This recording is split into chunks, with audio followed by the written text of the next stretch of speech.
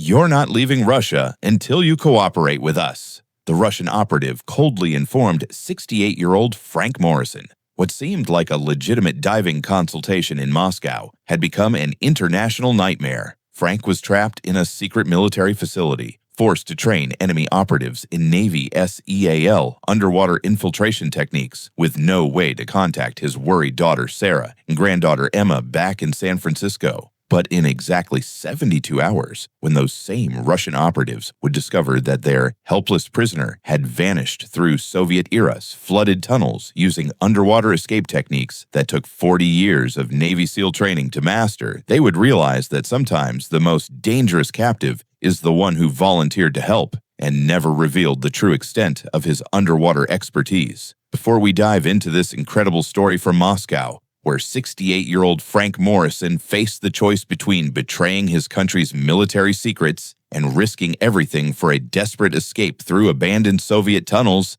tell us in the comments. What would you do if trapped in a foreign country with no way to contact your family? And if you believe that true patriotism sometimes means choosing family over cooperation with enemies, hit that subscribe button, because this story will show you the moment when a grandfather's devotion to his country and family proved stronger than enemy threats, and the price one retired Navy SEAL paid for never giving up the fight. 2 weeks earlier, Frank Morrison sat in his San Francisco kitchen on a foggy October morning, reading the Chronicle over his second cup of coffee. At 68, his daily routine had become comfortably predictable. Morning paper, coffee, then a swim at the local community center pool. His late wife Margaret would have teased him about becoming too set in his ways, especially during these quiet months since her passing 3 months ago. The phone rang at exactly 9:15 a.m., interrupting his reading about the Giants' disappointing season. "Master Chief Morrison," the voice carried a heavy Russian accent but spoke excellent English. "My name is Dmitry Volkov. I represent the Aquatoria Deep Diving Complex in Moscow. We are constructing the world's deepest civilian diving facility, 80 meters depth, deeper than any commercial training center in existence." Frank set down his coffee carefully, immediately suspicious. "There are plenty of diving consultants, Mr. Volkov. Why call me specifically? Because none have your unique combination of experience, Master Chief. 40 years of Navy SEAL operations, underwater rescue expertise, deep water survival training. You have trained men to survive in conditions that would kill ordinary divers. We offer $75,000 for 1 week consultation, all expenses paid." Frank nearly choked on his coffee. That was 3 times his usual consulting fee, more money than he'd seen in a single job since retiring. After Margaret's medical bills and funeral expenses, Emma's college fund could certainly use the boost. "That's generous, Mr. Volkov. Almost too generous. We understand the value of expertise, Master Chief. When lives depend on proper safety procedures, cost becomes secondary concern. Our facility opens in 3 weeks. This consultation window is very narrow. If you cannot accept, we must find alternative immediately." The pressure tactic made Frank more cautious, but the money was substantial. He took down Volkov's contact information and promised to call back within 24 hours. After hanging up, Frank sat quietly for several minutes, staring out at the Golden Gate Bridge emerging from the morning fog. Something felt off about the call, but he couldn't pinpoint exactly what. The money was almost too good to be true, and the urgency seemed manufactured. He called his daughter Sarah at her marine biology lab at Hopkins Marine Station. "Dad, Russia? Are you serious? Your military background could create problems over there." "It's just civilian diving consultation, Sarah. Safety protocols, emergency procedures, straightforward technical work. The money is good. I'll give you that," Sarah admitted. "Emma's college fund could definitely use it, but promise me you'll be careful." "I'm always careful, sweetheart." "No, Dad, you're always confident. There's a difference. Confidence got you through dangerous missions, but careful gets you home to family." That evening, 8-year-old Emma came over for dinner as she did every Wednesday night. She was Frank's ray of sunshine, all bright energy and endless questions about his Navy stories. Since Margaret's death, these Wednesday dinners had become even more precious to both of them. "Grandpa, where's Russia?" Emma asked, noticing the atlas Frank had left open on the kitchen table. Frank pointed to the massive country on the map. "Here, sweetheart. way across the ocean on the other side of the world. Emma traced the distance with her small finger, her eyes widening. That's really, really far. Why do you have to go there? They need someone to help make their swimming pool safe. It's a very deep pool, and they want to make sure no one gets hurt. But you already help at our swimming lessons here. Can't they call someone else? Frank knelt down to her level, seeing the worry in her young eyes. Since Margaret's death, Emma had become more clingy, more worried about losing the people she loved. Sometimes people need help from someone with special training, Emma. It's only for 1 week, 7 days, then I'm back home. Emma's lip trembled slightly. But what if something happens and you can't come back? What if your airplane crashes or something bad happens? Frank's heart clenched. This little girl had already lost her grandmother this year. The fear of losing her grandfather too was clearly weighing on her mind. Emma, look at me, Frank said, taking her small hands in his weathered ones. I promise you, 1 week from the day I leave, I'll be back here taking you fishing at the pier, just like we planned for next weekend. You promise? Really, truly promise? I promise. Have I ever broken a promise to you? Emma shook her head solemnly. No, Grandpa. You never break promises. Then trust me. 1 week, then I'm home, and we're going fishing. The next morning, Frank called Dmitry Volkov back and accepted the assignment. Frank's preparation for the trip was thorough, as always. He researched Moscow's October weather, studied basic Russian phrases, and tried to look up the Aquatoria deep diving complex online. Surprisingly, there was almost no information about it, just a basic website with construction photos and promises of revolutionary diving technology. Sarah drove him to San Francisco International Airport on a crisp Friday morning. Emma had insisted on coming along, clutching her stuffed dolphin that Frank had given her after one of his Navy rescue stories. Remember, Dad, you call every day. I don't care about time zones. I will, sweetheart, every day. And Emma. He knelt down to hug his granddaughter one last time. You be good for your mom while Grandpa's away, okay? I'll be good if you bring me back something cool from Russia, Emma said, trying to be brave but clinging tightly to his neck. Frank laughed. Deal.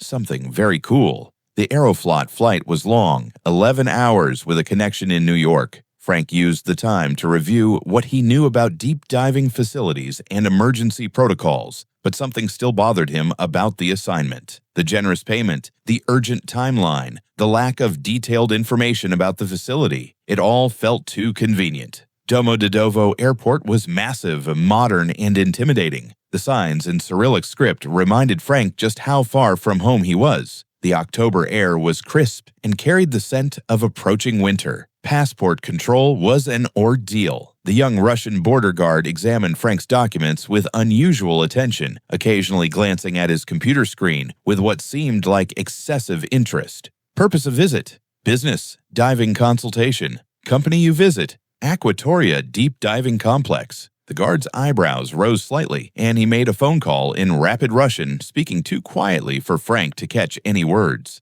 After what felt like 10 minutes, the guard stamped Frank's passport with unnecessary force. Welcome to Russian Federation. Frank collected his luggage and looked for Dmitry Volkov. According to their last phone conversation, Volkov would be holding a sign with Frank's name and driving a silver Mercedes sedan. Instead, Frank found himself approached by 3 men in dark suits who looked nothing like diving facility representatives. They were built like ex-military, with the alert posture and scanning eyes Frank recognized from his own community. The leader was a broad-shouldered man in his 40s with prematurely gray hair and eyes like winter frost. He approached Frank directly, ignoring the crowds around them. Morrison? Yes. Are you Mr. Volkov? No. Plans have changed. You come with us now. Frank's training immediately activated every alarm bell in his nervous system.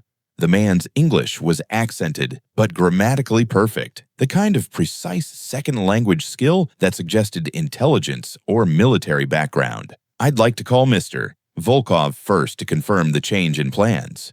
No phone calls, car is outside. We explain in private. Frank looked around the crowded terminal. His training told him to resist, to make noise, to attract attention, but his experience warned him that 3 professional operators wouldn't have approached him in public unless they were confident, Frank was alone, in a foreign country, outnumbered 3-1 by men who were clearly professionals. This wasn't a situation where heroics would help. He followed them to a black Chevrolet Suburban with tinted windows. As they drove through Moscow's outskirts, Frank tried to memorize the route, but after 40 minutes of seemingly random turns through industrial areas, he realized they were deliberately confusing the path. Classic operational procedure. The Suburban finally stopped at what appeared to be a former Soviet-era industrial complex. High concrete walls topped with razor wire surrounded buildings that had clearly seen better decades. Guard towers at each corner were occupied, and Frank counted at least 6 armed sentries. This was definitely not a civilian diving facility. Inside the main compound, Frank was escorted into a converted aircraft hangar that had been transformed into a training facility.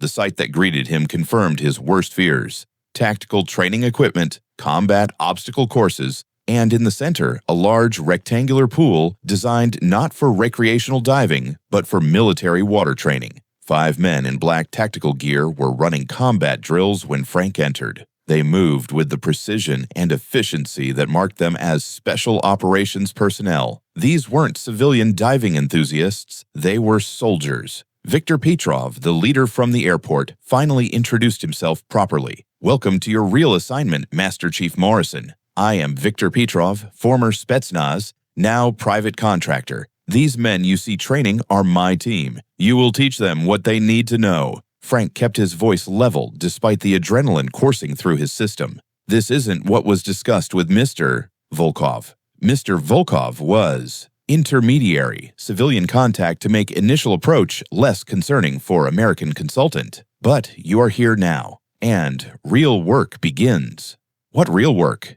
Victor gestured toward the training pool. My men need to learn advanced underwater infiltration techniques, methods for approaching targets undetected, ways to disable underwater security systems, techniques for remaining submerged for extended periods in hostile environments. Frank's blood turned cold. These were classic Navy SEAL tactics developed over decades for America's most sensitive military operations. I won't betray my country's military secrets. Victor smiled, but there was no warmth in it. You misunderstand your situation, Master Chief. You are not in position to refuse. I'm an American citizen. There will be diplomatic consequences if something happens to me. Will there? Victor interrupted. You came to Russia voluntarily, on business visa, to work with private company. According to our records, you accepted payment for consulting services. If something unfortunate happens to you during your visit, accident, perhaps, or sudden illness, who would question such tragedy? 68-year-old American consultant perhaps overexerted himself in unfamiliar environment. The implications hit Frank like a physical blow. They had planned this operation carefully. His disappearance could be explained away as a consulting job gone wrong. Victor continued, but we do not want tragedy, Master Chief. We want cooperation. Teach my men what they need to know. And in 1 week, you return home to your daughter and granddaughter as planned. Sarah and little Emma are counting on your return. Yes. The mention of his family by name sent ice through Frank's veins. These people had done their homework thoroughly. Your choice is simple, Victor concluded. Share your expertise or spend very long time in Russian prison on espionage charges. We have evidence that American military consultant attempted to gather intelligence on Russian training facilities. Such accusations would be difficult to disprove. Frank looked around the facility. 4 armed guards at strategic positions, security cameras in every corner, multiple exit points, all obviously monitored. Professional installation designed to contain people who knew how to escape. Victor had left him no real choice. For now. What do you want me to teach them?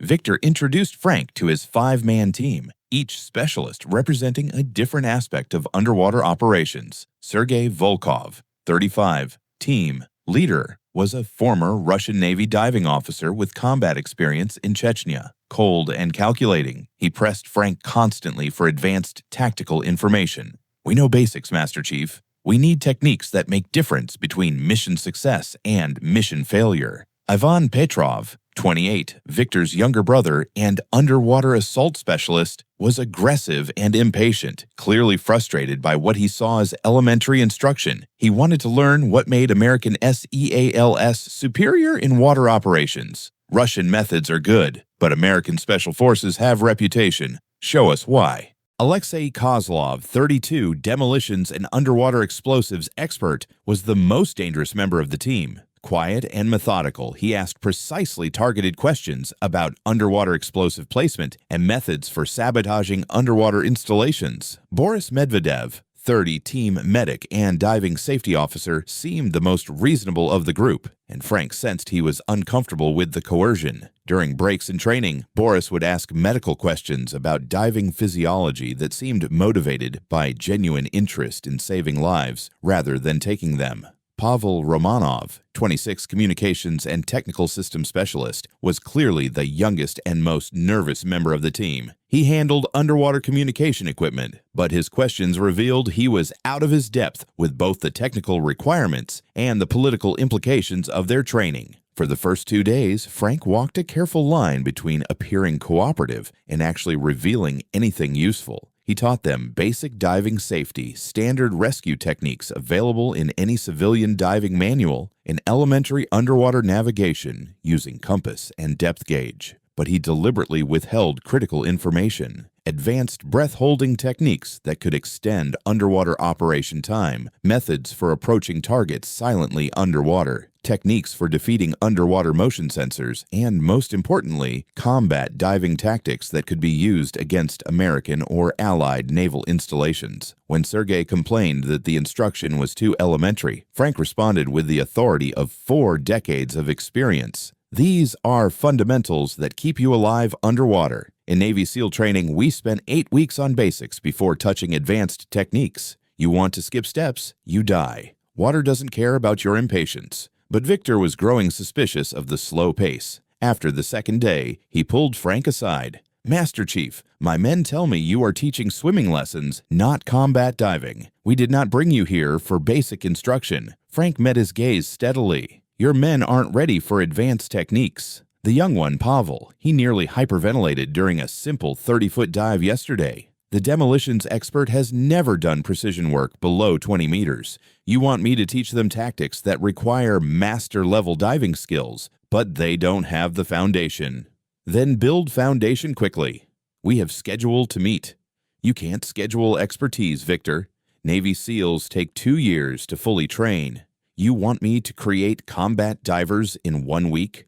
Victor's eyes hardened. "You will find way, Master Chief. Or you will have much longer than 1 week to consider problem." On his second night of captivity, Frank began systematically studying every detail of his environment. His room was on the ground floor of what had once been administrative offices for the Soviet-era industrial complex. The concrete construction was solid, but showed signs of age. Hairline cracks in walls, evidence of water damage from decades of harsh Russian winters. Most importantly, the plumbing was clearly original Soviet-era infrastructure, built with the massive over-engineering typical of that period. The water pipes were large enough for maintenance access, and Frank could hear the sound of significant water flow through the walls. During the third day of training, Frank began systematically gathering intelligence about the facility's layout and systems while maintaining the pretense of equipment instruction. "Pavel," he said during a break in communications training, "this facility's water system, how does it connect to city infrastructure?" Pavel, eager to demonstrate his knowledge and perhaps genuinely proud of his technical understanding, explained more than he should have. "Is very interesting system, Master Chief. This complex built in the 1960s as manufacturing facility. Original designers used natural water flow from underground streams. When plant closed in the 1990s, tunnels flooded because maintenance stopped. Too expensive to repair, easier to build new systems. So the old tunnels are still there? Yes. Completely flooded now, but tunnels run for many kilometers underground. Connect to Moscow River eventually, but very dangerous. No one goes there.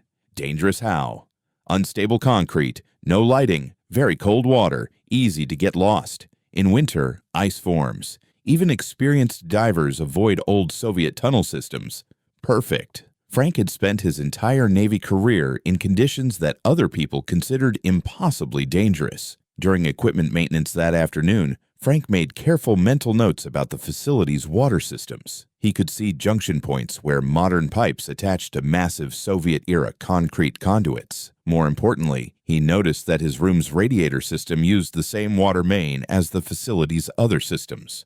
That evening, Frank began working on his escape plan in earnest. Using a loose screw from his metal cot frame, he began examining the connection points where his room's radiator attached to the main water line. Working in absolute silence, he began loosening the connection between the radiator and the main water pipe. He had observed the facility's routine carefully over 3 days. Guard changes occurred every 4 hours, with a double shift change at 4 a.m., creating a period of confusion and distraction. His window would be between 3:45 a.m. and 4:15 a.m. On his third evening, Victor visited Frank's room personally, the first time the Russian had come to the detention area. "Tomorrow we begin advanced training, Master Chief. My patience with basic instruction has ended." Frank met his gaze steadily.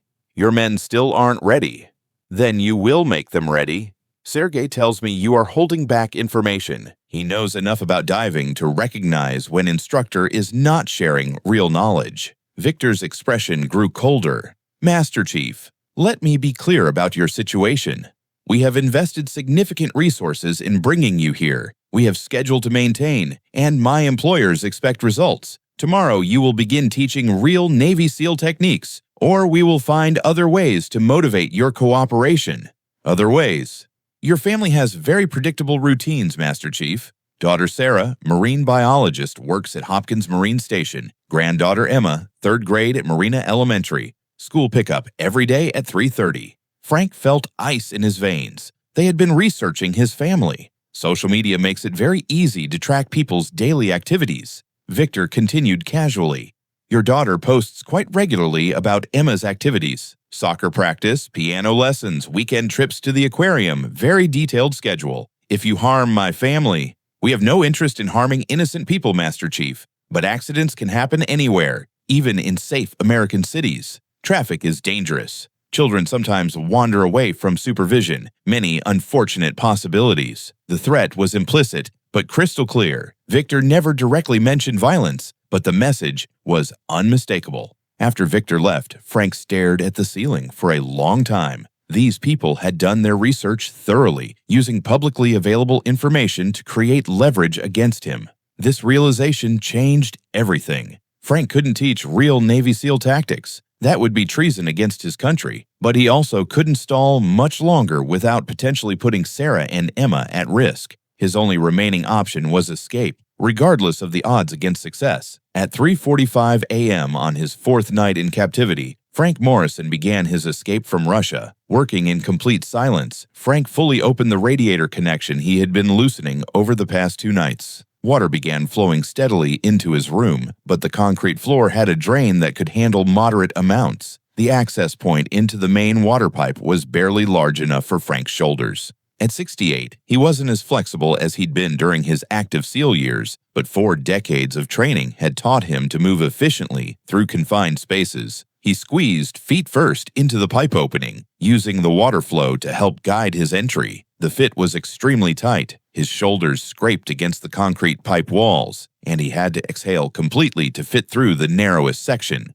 The water was cold, probably around 50 to 55 degrees Fahrenheit, uncomfortable but survivable for a limited time. In his civilian clothes, Frank would lose body heat steadily, but his Navy SEAL cold water training gave him a crucial advantage. The main water pipe led downward at a steep angle for about 50 feet before leveling off into the original Soviet tunnel system. Here, the space opened up significantly. Frank found himself in chest-deep water in total darkness. Using techniques learned decades ago in Navy SEAL training, Frank followed the water flow, reasoning that it would eventually lead to the Moscow River system. Navigation in the pitch-black tunnels required all of Frank's underwater experience. He used one hand to follow the tunnel wall while moving with the current, frequently surfacing into air pockets where Soviet engineers had designed breathing spaces. After about 15 minutes of steady progress, Frank encountered his first major obstacle, a section where the tunnel ceiling had partially collapsed, creating a restriction barely wide enough for a person to pass through underwater. Frank took several deep breaths in the last air pocket before the restriction, using controlled breathing techniques to optimize his oxygen intake. He submerged and squeezed through the collapsed section, using his hands to feel for handholds in the broken concrete. The restriction was about 10 feet long, requiring about 30 seconds underwater in the cold water. When the tunnel branched into multiple passages, Frank chose the passage with the strongest current. This led him through the most demanding section yet, a series of flooded rooms connected by narrow passages that required 3 separate underwater transitions, each taking 20 to 30 seconds. Cold water fatigue was becoming a concern. Frank could feel his coordination beginning to slow, early signs of cold water stress. He knew he had maybe 15 more minutes before the cold would seriously impair his abilities. Just when Frank began to worry that he might have taken a wrong turn, he saw light ahead. The final section of tunnel angled upward toward a drainage outlet into the Moscow River. The opening was covered by a heavy metal grate, but decades of Russian winters had corroded the mounting bolts. Frank was able to work the grate loose and push it aside. He emerged into the Moscow River at approximately 5:20 a.m. After about 25 minutes in the tunnel system, just as dawn was beginning to break over the city, Frank pulled himself onto the concrete embankment of the Moscow River, exhausted and suffering from cold water stress, but free. In the distance, he could hear alarm sirens. His escape had been discovered. The early morning air was crisp and cold, but after the freezing water, it felt almost warm. Frank's biggest immediate concern was warming up.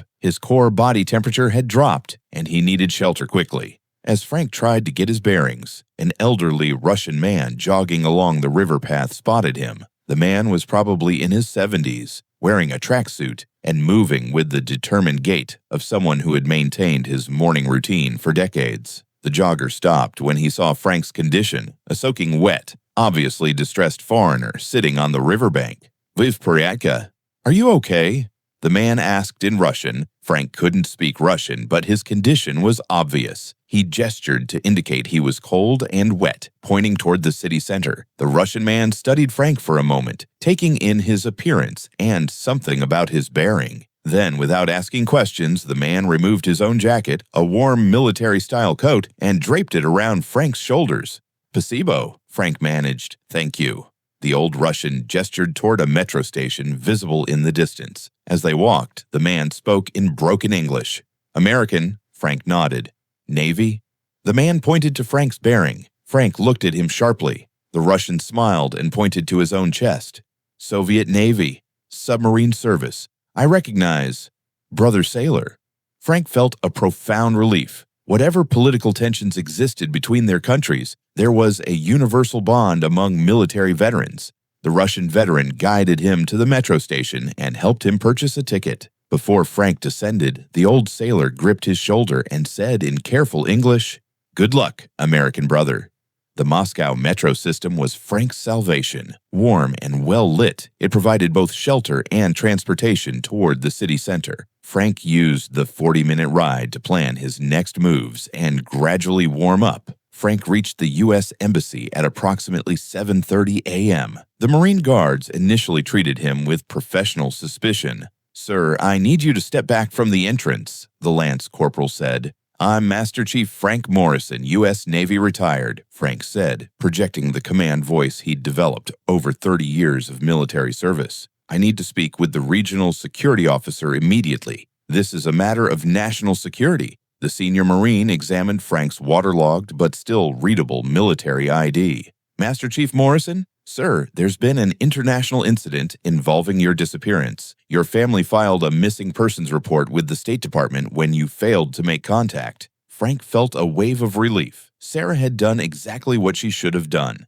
"Staff Sergeant, I need immediate extraction from this country. I've been held against my will by Russian operatives who were attempting to force me to reveal classified military information." Within minutes, Frank was inside the embassy compound, wrapped in blankets and being debriefed. The next 72 hours were a blur of debriefings, medical examinations, and high-level diplomatic negotiations. Frank provided detailed information about Victor's operation, and the embassy's CIA station chief explained that the facility matched intelligence reporting about private military contractor training sites in the Moscow area.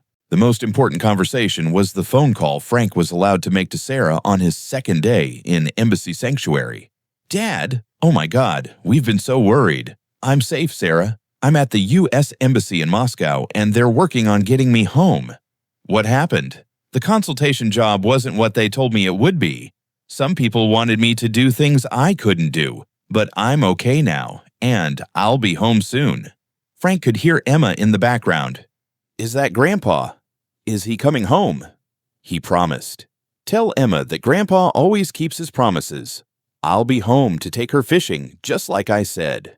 Behind the scenes, negotiations between the U.S. and Russian governments moved quickly. The Russian government, when presented with evidence of the kidnapping operation, treated it as a criminal matter rather than state-sponsored activity. Viktor Petrov's team had been operating without proper authorization. 3 days after Frank's escape, he was quietly escorted to Domodedovo Airport and put on a direct flight to San Francisco. Frank's plane touched down at San Francisco International Airport on a foggy Wednesday afternoon. Sarah and Emma were waiting at the arrivals gate, both visibly relieved. Sarah hugged him tightly.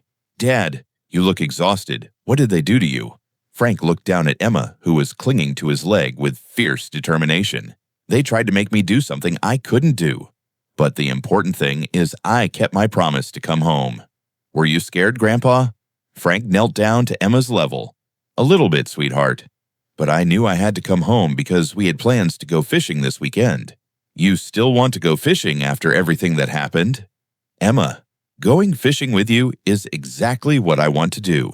Sometimes, after difficult experiences, the best thing is to do normal, happy things with people you love." That evening, Emma asked, "Grandpa, are Russian people bad?" Frank thought about the elderly veteran who had given him his coat. "No, Emma. Most people everywhere are good people who want to take care of their families and live in peace. Sometimes there are bad people who do bad things, but that's true in every country, including ours. There were Russian people who helped me too." Frank spent the following week providing detailed debriefs to U.S. intelligence agencies. His information contributed to a broader understanding of private military contractor operations and resulted in increased monitoring of Americans being recruited for overseas consulting work. The $75,000 fee he'd been promised never materialized, of course, but Frank didn't mind. The real payment had been the reminder of what truly mattered: family, integrity, and the ability to sleep soundly in his own bed. 3 months later, Frank was helping Emma with a school project about different countries around the world. She had chosen Russia, partly out of curiosity about where her grandfather had traveled. "Grandpa, can you help me find pictures of Moscow for my presentation?" Frank opened his laptop and began searching for images of the city. "It's a beautiful city, Emma. Very old, with lots of history and culture. Did you get to see the pretty parts when you were there?" Frank thought about the question carefully. "Not really. I was too busy with work, and then I had to come home quickly.